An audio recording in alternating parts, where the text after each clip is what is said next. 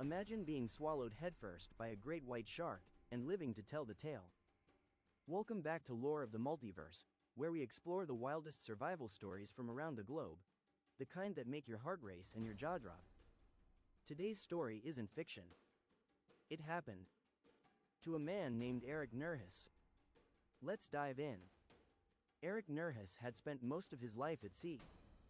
A seasoned abalone diver from Eden, New South Wales, Australia, he was familiar with the ocean's rhythms and dangers. Abalone diving is no easy trade. It requires diving into rocky seabeds along unpredictable coastlines, often in cold and murky waters, and wrestling mollusks off rocks while keeping an eye out for potential threats.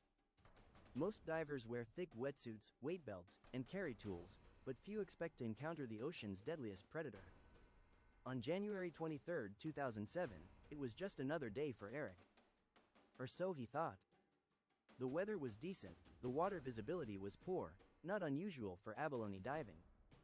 Eric was about 25 feet underwater near Cape Howe, off Australia's southeastern coast, scraping abalone into a catch bag, tethered to an air hose that snaked up to the boat above. Suddenly, the water around him exploded. Eric didn't hear or see it coming. One moment he was working the rocks, the next, everything went black. He'd been struck from behind by a great white shark, estimated to be around 10 feet long and weighing nearly a ton.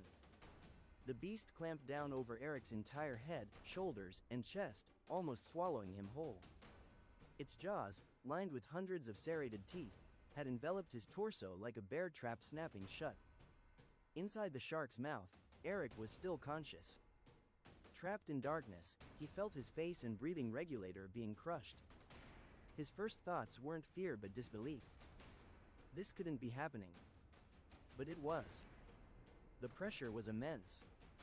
His nose broke. His goggles shattered. The force fractured his cheekbone and tore into the side of his head. The wetsuit and lead-weighted vest he was wearing saved his life in that moment. They kept the shark's jaws from closing completely around his chest and spine. Eric's hands were free, and through sheer adrenaline and instinct, he did the unthinkable. He reached down toward the only soft part of the great white, its eyes. Blindly, he shoved his hand into one of them, pushing and clawing as hard as he could. The shark responded, violently. It thrashed and released Eric, only to bite again, this time lower, clamping onto his side. This second bite shredded his torso and left puncture wounds in his abdomen. Blood clouded the water. Every moment felt like a lifetime.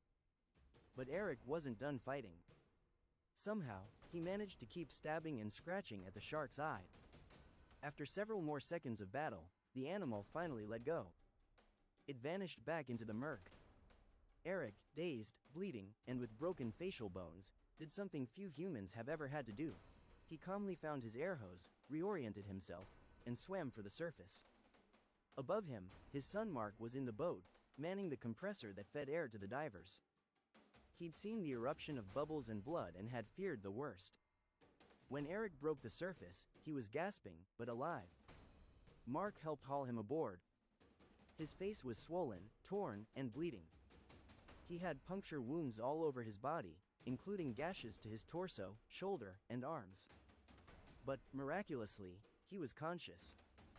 The crew radioed for emergency assistance, and a rescue chopper was dispatched. Incredibly, the boat was only a 15-minute ride to shore. From there, Eric was airlifted to a hospital in Sydney, where he underwent surgery and treatment for dozens of lacerations and fractures. Doctors later confirmed that the damage could have, and should have, been much worse.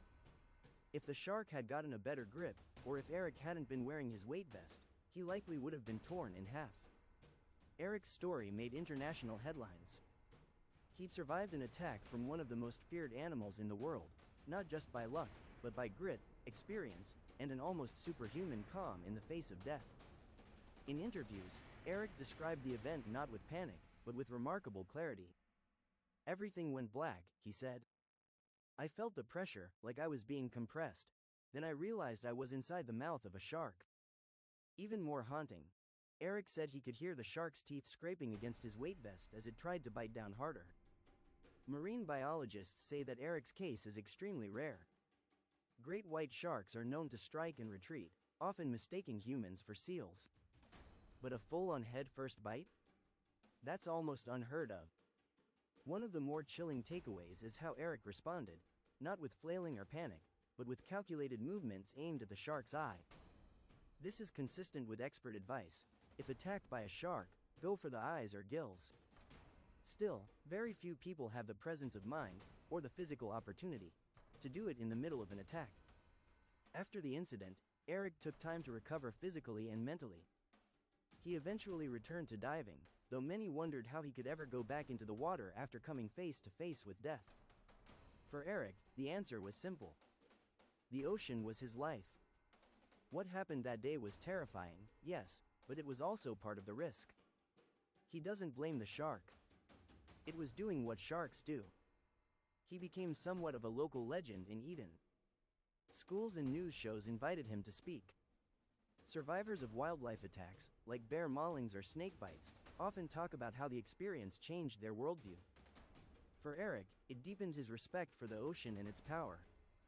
The shark that attacked him was never found, though several great whites are known to inhabit the waters near Cape Howe.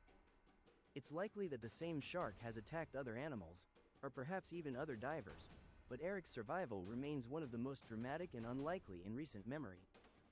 The scars on his face, arms, and torso are permanent. But so is his story. A testament to human willpower, instinct, and the unthinkable situations that some people are forced to endure and overcome. If this story shocked you, hit that like button and share it with someone who loves wild survival tales. Got your own theory about why the shark let go? Drop it in the comments. We read every single one. And of course, subscribe to Lore of the Multiverse for more unbelievable real-life stories from the edges of survival, mystery, and history. Until next time, stay curious, and stay safe out there.